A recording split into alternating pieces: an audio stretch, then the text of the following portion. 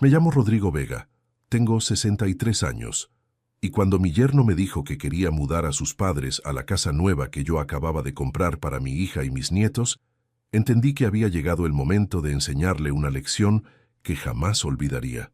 Lo que él no sabía es que durante 30 años trabajando como investigador privado, había aprendido a preparar sorpresas que cambian vidas para siempre. Imagínate la escena. Era un viernes por la noche. Estábamos cenando en mi casa para celebrar que finalmente había encontrado la casa perfecta para mi hija Lucía y mis dos nietos, Mateo de 14 años y Fernanda de 11 años. Una casa hermosa de 4 dormitorios en el mejor barrio de la ciudad, que había comprado en efectivo después de vender mi negocio de investigaciones. Lucía estaba feliz. Los chicos no cabían de emoción planeando cómo iban a decorar sus nuevos cuartos, y yo me sentía orgulloso de poder darle a mi familia la casa de sus sueños. Había trabajado como un animal durante 30 años para llegar a ese momento, pero mi yerno Nicolás, que hasta ese momento había estado callado, de repente carraspeó y dijo algo que me heló la sangre. «Rodrigo, quería hablar contigo sobre algo importante. Como la casa tiene 4 dormitorios y ustedes solo necesitan 3, pensé que sería perfecto para que mis padres se muden también. Ellos están teniendo problemas económicos y necesitan un lugar donde vivir». Me quedé con el tenedor a medio camino hacia la boca. «Disculpa, Nicolás, ¿dijiste que querés mudar a tus padres a la casa que yo compré para mi hija?» «Sí, es perfecto. La casa es grande, tiene lugar para todos, y así mis padres estarían cerca para ayudar con los chicos. Es una situación que nos conviene a todos». «¿Nos conviene a todos?», le pregunté tratando de mantener la calma. «¿A vos te parece que a mí me conviene mantener a tus padres en una casa que pagué yo?» Lucía inmediatamente saltó en defensa de su marido. «Papá, no es mantenerlos, es ayudarlos temporalmente. Los padres de Nicolás son buena gente, vos los conocés». «Los conozco, sí, y sé que hace 5 años que están temporalmente sin trabajo. Y sé que viven de favor en casa de la hermana de Nicolás hace 2 años». Nicolás se puso a la defensiva. «Rodrigo, no es culpa de ellos que el negocio familiar haya quebrado. Fueron víctimas de la crisis económica». «¿Víctimas?», le pregunté con ironía. «¿O víctimas de haber gastado más de lo que tenían durante años sin ahorrar nada para las épocas difíciles?» «Papá, por favor», me interrumpió Lucía. «No hables así de los abuelos de mis hijos. Lucía, yo compré esa casa para vos y para mis nietos, no para que se convirtiera en un hogar de ancianos donde yo mantenga a la familia política». Nicolás se paró de la mesa. «No tenés por qué ser tan cruel, Rodrigo. Son personas mayores que necesitan ayuda». «¿Cruel? Yo soy cruel por no querer mantener a tus padres, y vos no sos cruel por pretender que yo pague los gastos de una casa para 6 personas cuando compré esa casa para 3. La discusión se puso cada vez más tensa. Lucía me acusó de ser egoísta. Nicolás me acusó de no entender los valores familiares. Los chicos se quedaron callados, incómodos con la pelea de los adultos. «Está bien», les dije finalmente. «Dejen que lo piense. Es una decisión importante y no la voy a tomar en caliente».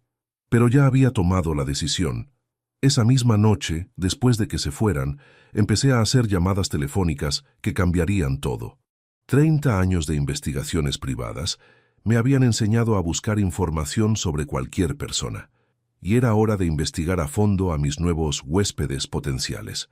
Antes de contarte lo que descubrí, tengo que explicarte por qué esta situación me molestó tanto. No era solo el dinero, aunque mantener a 6 personas en lugar de 3 iba a ser muy costoso. Era el principio. Era la falta de respeto.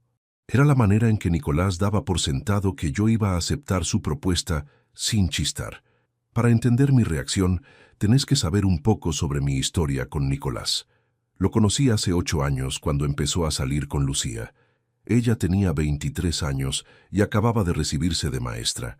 Él tenía 25 y trabajaba como vendedor en una concesionaria de autos. Desde el primer día me pareció un tipo raro, demasiado seguro de sí mismo para alguien que no tenía nada, demasiado cómodo pidiendo favores para alguien que recién llegaba a la familia, demasiado rápido para hacer planes con la plata de otros. Pero Lucía estaba enamorada, y yo traté de darle una oportunidad.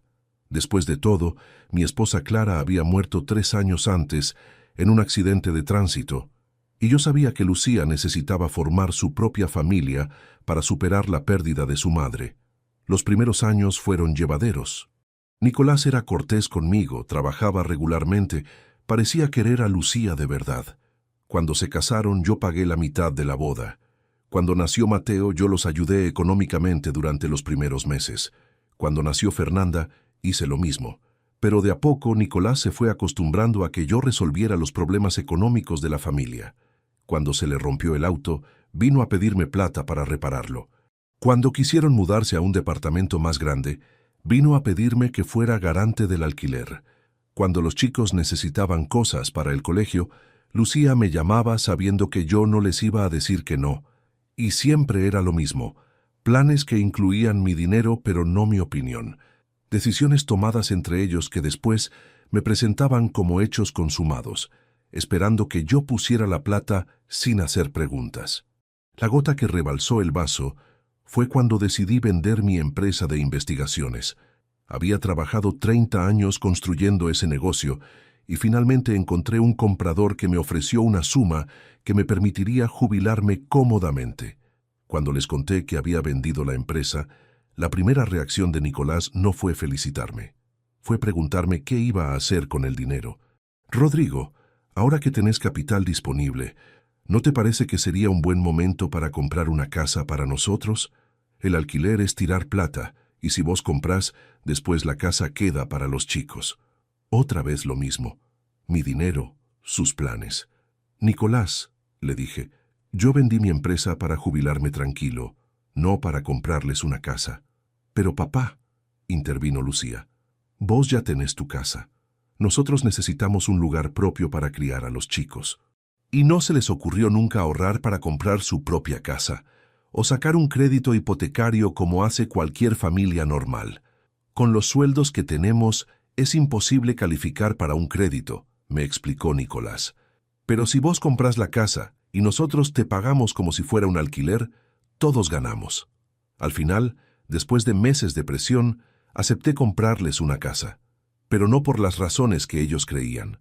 Lo hice porque quería que mis nietos tuvieran un lugar lindo donde crecer.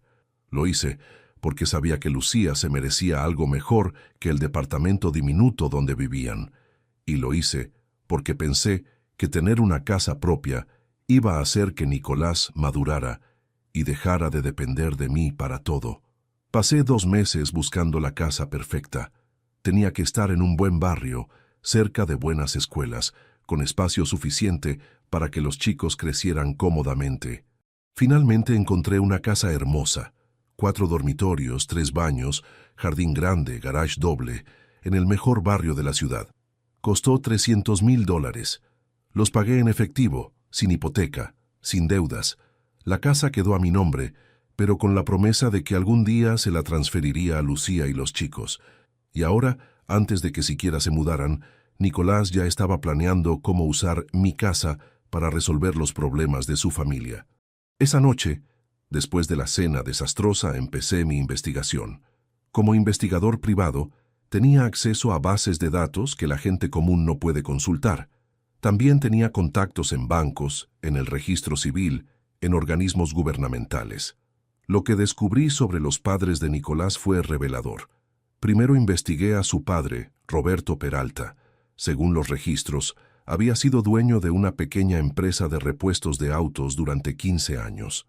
La empresa había quebrado, pero no por la crisis económica como él contaba. Había quebrado porque Roberto había sacado créditos usando la empresa como garantía para financiar un estilo de vida que no podía mantener. Tenía deudas con 4 bancos diferentes. Había pedido préstamos personales que nunca pagó. Había usado tarjetas de crédito hasta el límite y después las había abandonado. Era técnicamente un deudor compulsivo que había destruido su propio negocio por irresponsabilidad financiera. Pero eso no era lo peor. También descubrí que había puesto como garantía de varios préstamos una casa que había vendido años antes, falsificando documentos para conseguir dinero que después no podía devolver. Técnicamente, era un estafador. Su madre, Carmen Peralta, tenía un historial igual de problemático. Había trabajado como empleada doméstica en varias casas, pero la habían echado de la mayoría por robar objetos pequeños, joyas, dinero, electrodomésticos. Nunca había sido denunciada formalmente porque las familias preferían echarla sin escándalo, pero su reputación en el círculo de empleadas domésticas era terrible. También descubrí que había intentado estafar a una anciana para la que trabajaba, tratando de convencerla de que le dejara la casa en herencia a cambio de cuidarla. La anciana se había dado cuenta a tiempo y la había echado, pero Carmen había llegado muy cerca de conseguir lo que quería.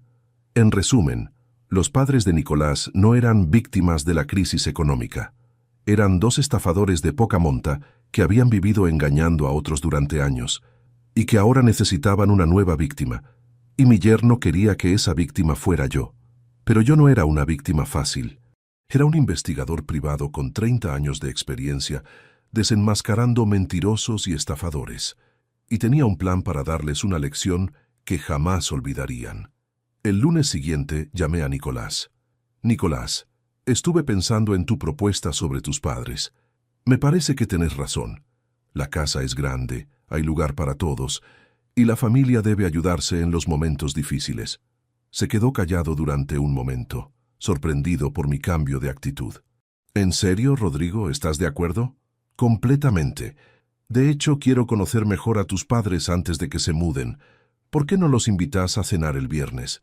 Así charlamos sobre cómo va a ser la convivencia. Perfecto. Ellos van a estar felices. Te aseguro que son personas maravillosas. Estoy seguro de que sí. Durante esa semana, terminé de preparar mi sorpresa.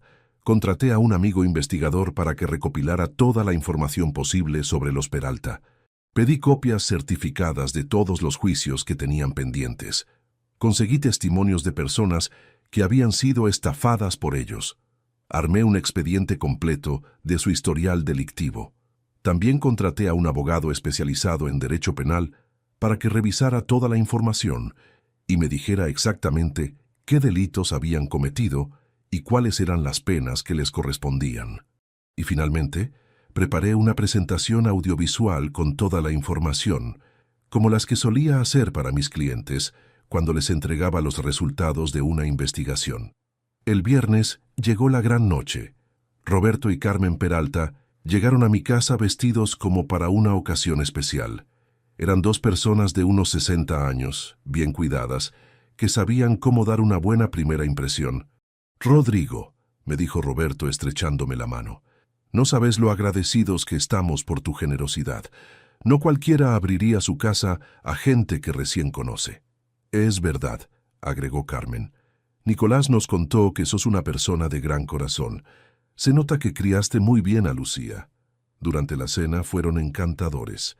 Roberto me contó la historia oficial de su quiebra, la crisis económica, la falta de clientes, los impuestos altos, todos los factores externos que habían destruido su negocio.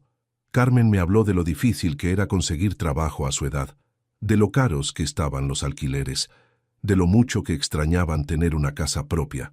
Lucía y Nicolás estaban felices viendo que nos llevábamos bien. Los chicos habían hecho buena onda con sus nuevos abuelos. Todo parecía perfecto. Después de la cena, cuando estábamos tomando café en el living, decidí que había llegado el momento de mi presentación. «Roberto, Carmen», les dije, «antes de que tomemos la decisión definitiva sobre la mudanza, me gustaría mostrarles algo. Como investigador privado tengo la costumbre de verificar la información que me dan. Espero que no se ofendan». Roberto y Carmen se miraron entre ellos, un poco nerviosos. «Por supuesto, Rodrigo», dijo Roberto. «Es comprensible que quieras conocer un poco más sobre nosotros». Conecté mi laptop al televisor y empecé la presentación. «Primera diapositiva», dije con voz profesional. «Roberto Peralta, estafas documentadas entre 2010 y 2018». En la pantalla aparecieron copias de documentos bancarios, contratos falsificados, denuncias de acreedores. Roberto se puso pálido. Segunda diapositiva. Carmen Peralta.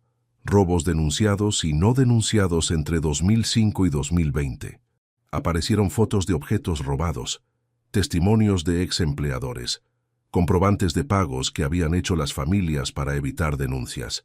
Tercera diapositiva. Deudas actuales de la familia Peralta.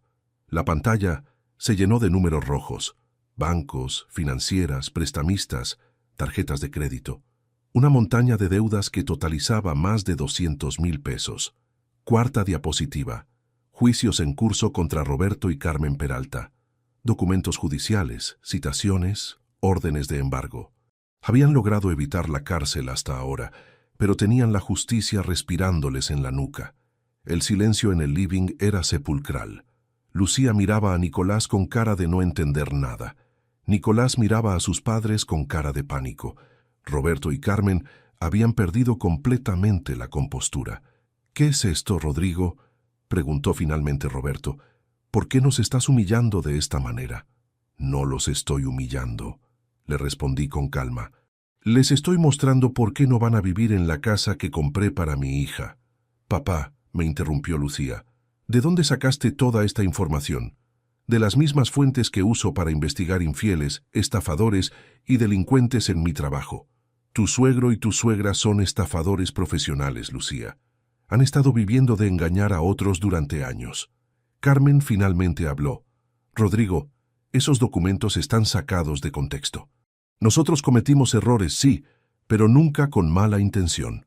¿Sacar créditos con garantías falsas es un error sin mala intención?», le pregunté. «¿Robar joyas en las casas donde trabajabas es un error sin mala intención? Esas son acusaciones muy graves», dijo Roberto tratando de mantener la dignidad. «Son hechos documentados», le respondí, «y son la razón por la cual ustedes no van a poner un pie en la casa que compré para mis nietos». Nicolás, que había estado callado durante toda la presentación, finalmente explotó. «Rodrigo, esto es una locura. Son mis padres. No podés tratarlos así». «Nicolás», le dije mirándolo fijo a los ojos, «tus padres son estafadores, y vos sabías perfectamente quiénes eran cuando me pediste que los recibiera en mi casa. Yo no sabía nada de esto». «¿En serio? ¿Tu propio padre perdió su negocio por estafas y vos no sabías nada? ¿Tu madre fue echada de 3 trabajos por robar y vos no tenías idea?». Lucía se paró de la mesa, furiosa. «Papá, esto es demasiado. Aunque sea verdad todo lo que estás diciendo, no tenías derecho a humillarlos de esta manera». «¿Humillarlos?». «Lucía, estos dos vinieron a mi casa con la intención de estafarse. ¿Te pensás que casualmente tienen problemas económicos justo cuando yo compro una casa grande? ¿Te pensás que casualmente Nicolás me propone que vivan acá justo después de que yo venda mi empresa?». Roberto se paró también. «Rodrigo, esto es un malentendido. Nosotros nunca tuvimos intención de estafarte». «¿No? Entonces explícame esto». Puse la última diapositiva. Era una transcripción de una conversación telefónica entre Roberto y Carmen que mi contacto en la compañía telefónica había conseguido para mí. «Roberto, el viejo es perfecto, tiene plata, vive solo y está desesperado por ayudar a su hija». Carmen: «Y lo mejor es que Nicolás ya lo tiene ablandado, le compró la casa sin chistar». Roberto: «Una vez que estemos viviendo ahí va a ser muy difícil que nos eche.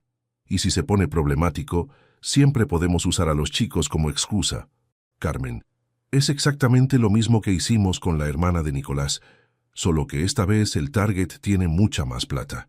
El silencio que siguió a la lectura de esa transcripción fue absoluto. Roberto y Carmen habían perdido completamente la máscara. Nicolás se había puesto verde. Lucía los miraba como si los viera por primera vez en su vida. «Ahora», les dije, «quiero que escuchen atentamente lo que va a pasar a partir de este momento».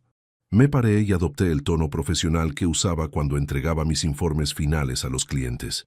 «Primero, Roberto y Carmen Peralta van a salir de mi casa inmediatamente y no van a volver nunca más. Segundo, Nicolás va a elegir entre su familia de estafadores y la familia que formó con mi hija. Si elige a sus padres, se puede ir con ellos y no volver más. Tercero, la casa que compré para Lucía y mis nietos va a ser transferida a un fideicomiso que garantice que solamente ellos puedan vivir ahí. Ningún familiar político va a poder mudarse jamás. Cuarto, Si alguno de ustedes tres intenta acercarse a mis nietos sin mi autorización, voy a presentar todas estas pruebas en la justicia y se van a podrir en la cárcel. Roberto trató de protestar. Rodrigo, esto es una exageración. Nosotros somos gente honesta, que pasó por momentos difíciles. Ustedes son estafadores que eligieron mal a su víctima, le respondí. La diferencia entre ustedes y yo es que yo sé reconocer a un estafador desde el primer día, y ustedes pensaron que era un viejo tonto con plata. Carmen empezó a llorar, pero eran lágrimas de actuación. Rodrigo, por favor, pensá en los nietos, ellos nos quieren. Los nietos van a estar perfectamente sin abuelos estafadores en sus vidas. De hecho, van a estar mejor. Lucía finalmente habló. Papá, aunque tengas razón sobre ellos, no podés obligar a Nicolás a elegir entre su familia y nosotros. No lo estoy obligando a nada, Lucía. Le estoy dando información para que tome una decisión informada. Ahora sabe exactamente quiénes son sus padres. Si quiere seguir defendiéndolos después de ver todas las pruebas, esa es su decisión. Nicolás había estado callado durante todo mi ultimátum, pero ahora se acercó a mí. Rodrigo, entiendo que estés enojado. Entiendo que la información que encontraste es comprometedora, pero son mis padres. No puedo abandonarlos.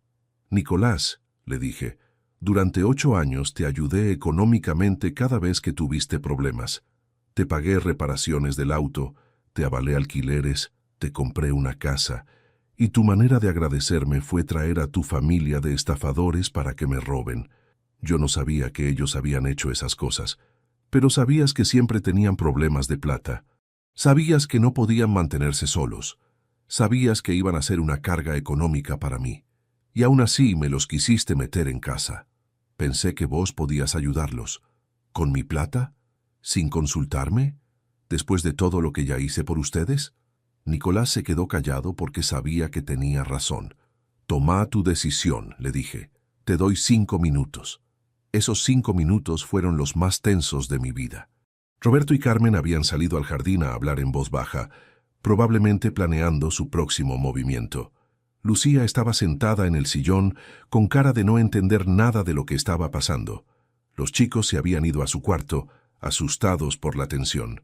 Finalmente, Nicolás volvió del jardín donde había estado hablando con sus padres. «Rodrigo», me dijo, «mis padres van a buscar otro lugar donde vivir. No van a mudarse a la casa nueva. ¿Y el resto de mis condiciones? También las acepto. ¿Estás seguro? Porque si después cambias de opinión, no va a haber marcha atrás». Estoy seguro. Roberto y Carmen se acercaron para despedirse. Ya no eran las personas encantadoras que habían llegado 3 horas antes. Ahora se veían como lo que realmente eran, 2 estafadores descubiertos que habían perdido a su próxima víctima. «Rodrigo», me dijo Roberto, «esperamos que algún día puedas perdonarnos». «Roberto», le respondí, «yo no tengo nada que perdonarles porque nunca me estafaron, pero tampoco tengo nada que agradecerles porque nunca me ayudaron. Simplemente desaparezcan de nuestras vidas». Carmen también quiso decir algo, pero yo la paré con un gesto. «Carmen, ahórrate el discurso. Ya sé lo que me vas a decir, que son buenas personas que cometieron errores, que merecen una segunda oportunidad, que los nietos los van a extrañar. Pero vos y yo sabemos que eso es mentira. Ustedes vinieron acá a estafarme, y lo único que lamentan es no haber tenido éxito. Se fueron esa misma noche. Nicolás los llevó hasta la casa de la hermana, donde se habían estado quedando antes de planear la mudanza a mi casa. Cuando volvió, Lucía y él se quedaron charlando conmigo hasta muy tarde. «Papá», me dijo Lucía, «sé que hiciste lo correcto, pero me duele que hayas tenido que llegar a estos extremos». «A mí también me duele, Lucía, pero era la única manera de protegernos de 2 personas que vinieron a nuestra casa con muy malas intenciones». «¿En serio pensás que nos querían estafar?» «Lucía, yo he investigado a cientos de estafadores durante mi carrera. Roberto y Carmen tienen el perfil perfecto. Buscan víctimas mayores con dinero, se acercan a través de familiares, se instalan como huéspedes temporarios y después es muy difícil sacarlos». Nicolás también habló. «Rodrigo, te pido perdón por haberte puesto en esta situación. Yo realmente no sabía todo lo que me mostraste esta noche». «Nicolás, puede ser que no supieras los detalles, pero sabías que tus padres tenían problemas económicos crónicos. Y sabías que la única manera de que se mudaran a mi casa era con mi plata. Tenés razón, fue muy egoísta de mi parte. ¿Y ahora qué va a pasar con ellos? Van a tener que arreglárselas solos. Ya son grandes, tienen que hacerse responsables de las decisiones que tomaron durante todos estos años. Esa noche, después de que Lucía y Nicolás se fueran, me quedé pensando en todo lo que había pasado. Por un lado, me alegraba haber descubierto las verdaderas intenciones de los Peralta antes de que fuera demasiado tarde.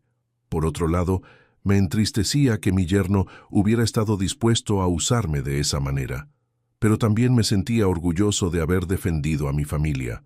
Durante 30 años, como investigador privado, había ayudado a cientos de personas a descubrir la verdad sobre sus familiares, sus empleados, sus socios de negocios.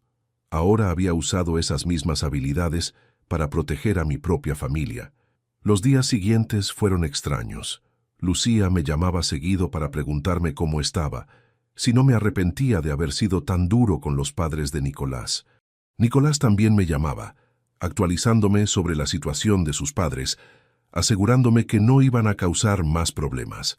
Una semana después de la confrontación, recibí una llamada que no esperaba. Era Carmen Peralta. «Rodrigo, habla Carmen. ¿Podríamos encontrarnos para hablar? Quiero explicarte algunas cosas que quedaron sin aclarar la otra noche». «Carmen, no tenemos nada de qué hablar. Les dije que desaparecieran de nuestras vidas. Solo dame 5 minutos. Hay cosas que no entendiste bien sobre nuestra situación. Contra mi mejor juicio, acepté encontrarme con ella en un café público. Tenía curiosidad por saber qué nueva mentira había preparado. Carmen llegó puntual, pero se veía muy diferente a la mujer encantadora que había conocido en mi casa. Se veía cansada, derrotada, desesperada. «Rodrigo», me dijo apenas se sentó, «sé que pensás que somos unos estafadores, pero la realidad es más complicada. Carmen, yo vi los documentos. Vi las deudas, vi los robos, vi las estafas. No hay nada que explicar». «Sí hay. Roberto y yo cometimos errores, es verdad, pero nunca fue con mala intención. Siempre pensamos que íbamos a poder devolver la plata que pedíamos prestada». «¿Y los robos en las casas donde trabajabas?» «Eran préstamos. Yo tomaba cosas prestadas pensando que las iba a devolver cuando tuviera plata». Me reí de la cara que tenía. «Carmen, ¿en serio me estás diciendo que robar joyas es un préstamo? Rodrigo, vos nunca pasaste necesidad. No entendés lo que es estar desesperado por plata». «Puede ser.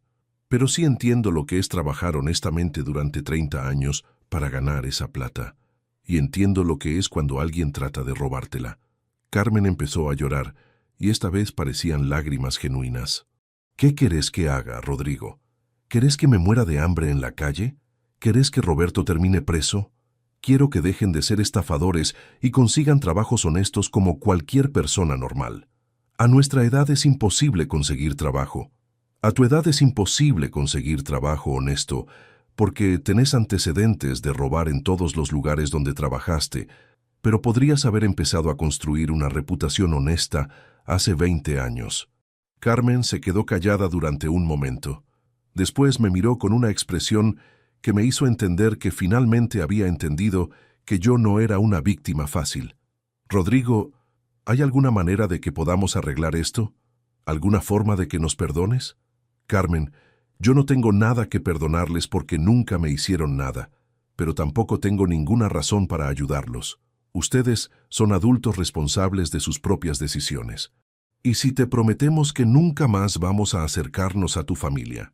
Esa promesa ya la hicieron implícitamente cuando se fueron de mi casa la otra noche. Carmen se levantó de la mesa con cara de resignación. «Está bien, Rodrigo.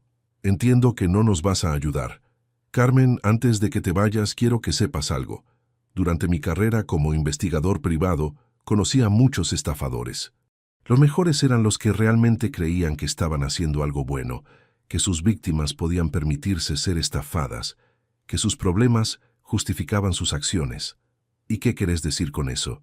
Que el primer paso para dejar de ser estafador es admitir que sos estafador.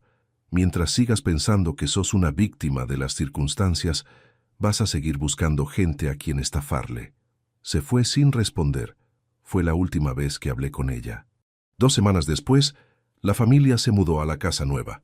Fue un día hermoso. Lucía estaba feliz, los chicos corrían por los cuartos eligiendo dónde iban a poner cada cosa, y yo me sentía orgulloso de haber podido darles la casa de sus sueños. Pero lo mejor de todo era saber que era una casa segura, una casa donde no iban a vivir estafadores, una casa que iba a estar protegida por un fideicomiso que garantizaba que solo mi familia directa podía habitarla. Nicolás también parecía aliviado. Durante las semanas siguientes, me contó que había estado preocupado por la situación de sus padres durante mucho tiempo, pero que nunca había sabido cómo manejarla. «Rodrigo», me dijo un día mientras almorzábamos en la casa nueva, «creo que me hiciste un favor al mostrarme quiénes eran realmente mis padres». «¿Por qué decís eso?» «Porque durante años me sentí culpable por no poder ayudarlos económicamente. Siempre pensé que era mi obligación como hijo mantenerlos, pero ahora entiendo que ellos eligieron vivir de esa manera. Nicolás, vos no sos responsable de las decisiones que toman tus padres, sos responsable de las decisiones que tomás vos. ¿Y vos pensás que tomé la decisión correcta al alejarme de ellos? Pienso que tomaste la decisión que te permitía proteger a tu esposa y tus hijos, y esa es siempre la decisión correcta». 6 meses después de la mudanza, recibí noticias de Roberto y Carmen a través de Nicolás. Habían intentado estafar a otra familia, pero esta vez habían elegido mal a su víctima.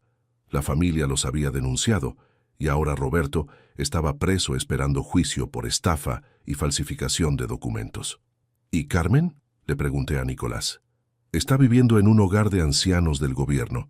Parece que finalmente se acabaron las familias dispuestas a mantenerla. No sentí alegría por la noticia, pero tampoco sentí pena. Roberto y Carmen habían elegido vivir como estafadores durante décadas. Las consecuencias de esas decisiones los habían alcanzado finalmente. ¿Vos los vas a ayudar?, le pregunté a Nicolás. No, ya no son mi responsabilidad. Un año después de todo lo que había pasado, Lucía me pidió que volviera a investigar a los padres de Nicolás, no porque quisiera ayudarlos, sino porque quería asegurarse de que no estuvieran planeando acercarse a los chicos.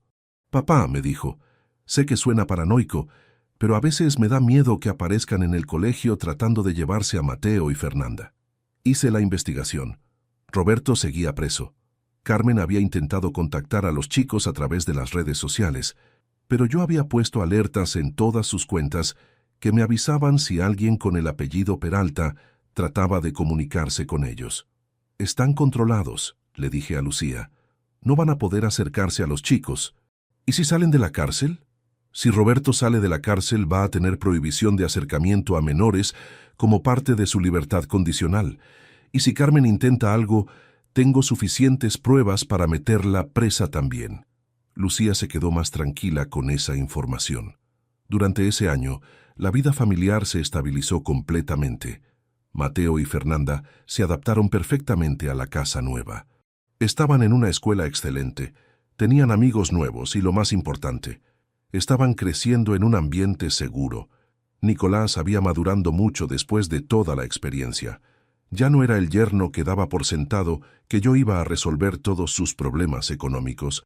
Ahora trabajaba más horas, ahorraba dinero, tomaba decisiones responsables sobre el futuro de su familia. Una noche, durante una cena familiar, me hizo una pregunta que me sorprendió. «Rodrigo, ¿cómo sabías que mis padres eran estafadores desde el primer momento?» «No lo sabía desde el primer momento», le respondí, «pero había señales que me hacían sospechar». «¿Qué tipo de señales?» «Primera señal, siempre tenían problemas económicos, pero nunca era culpa de ellos.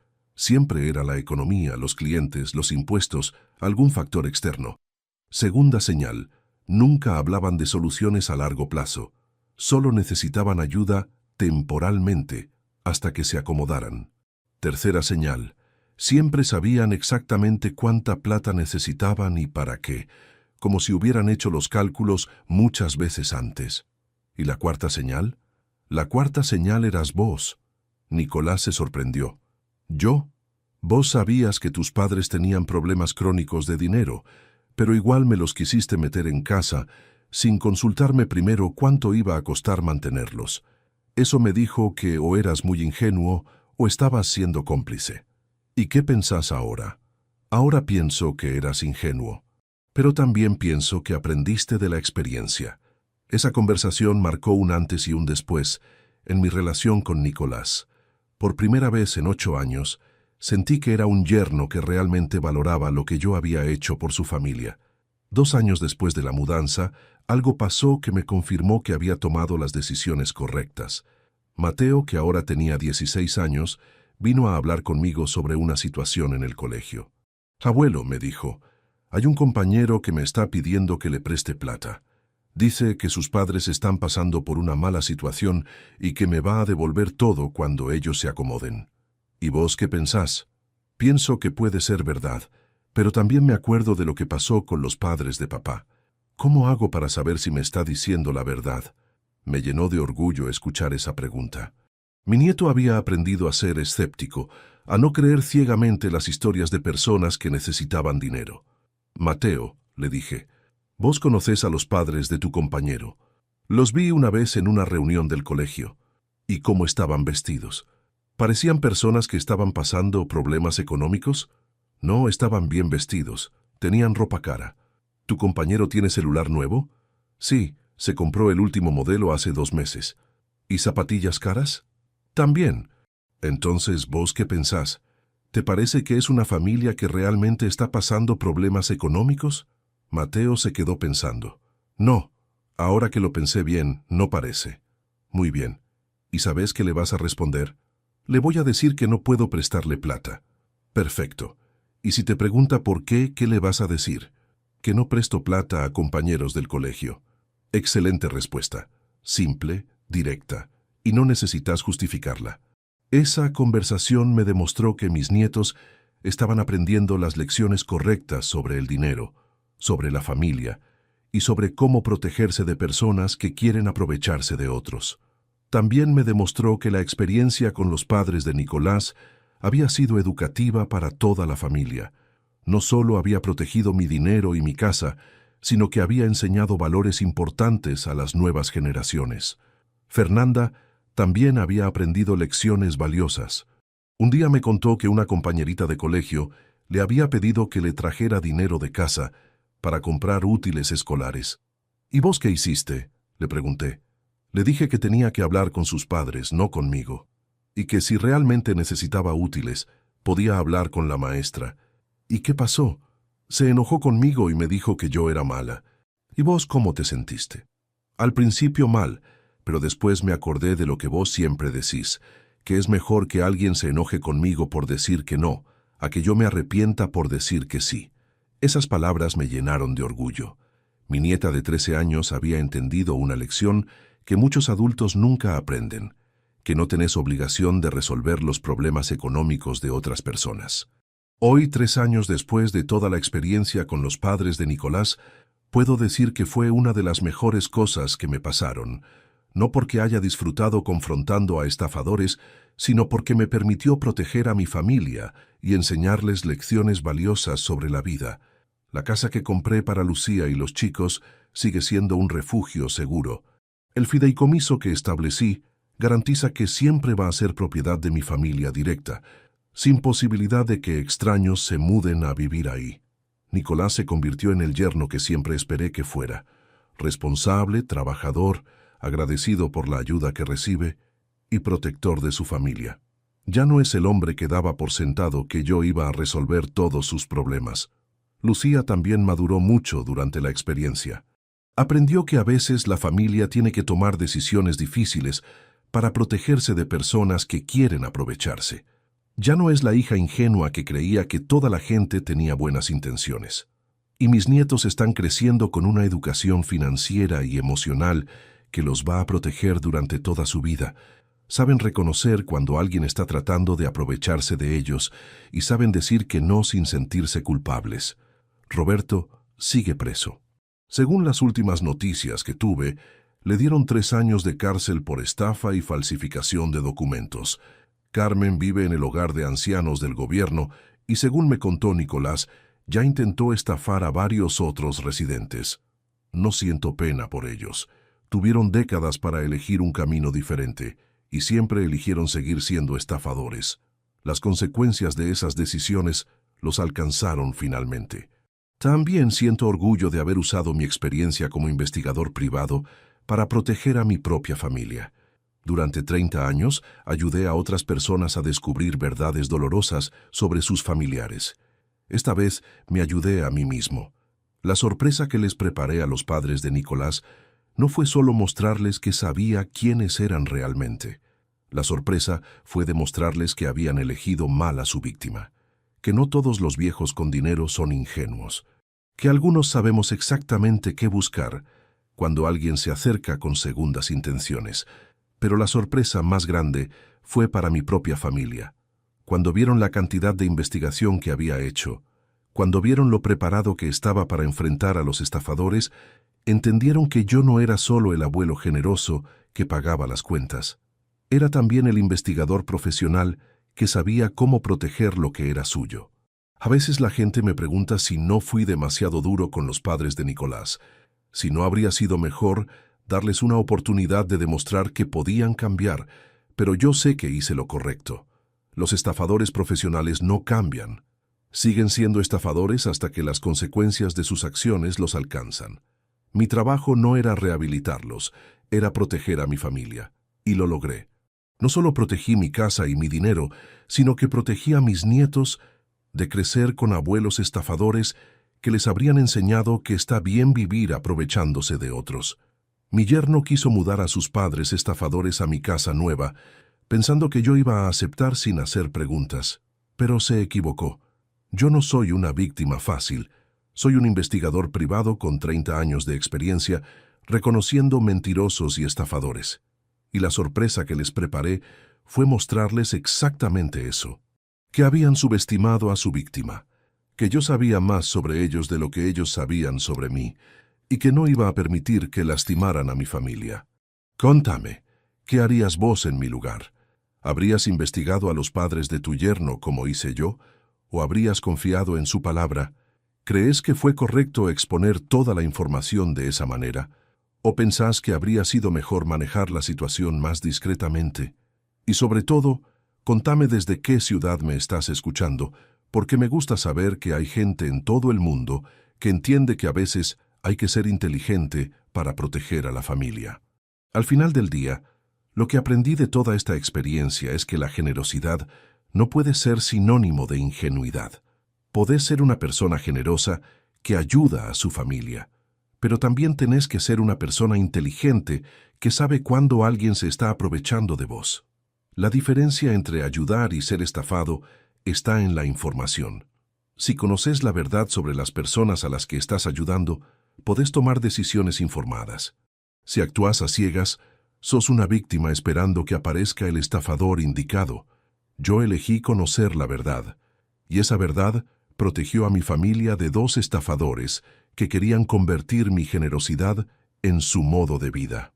La sorpresa que les preparé no fue solo para ellos, fue para toda mi familia que aprendió que el abuelo generoso también sabía ser el investigador inteligente cuando era necesario. Y esa es una lección que mis nietos van a recordar toda la vida.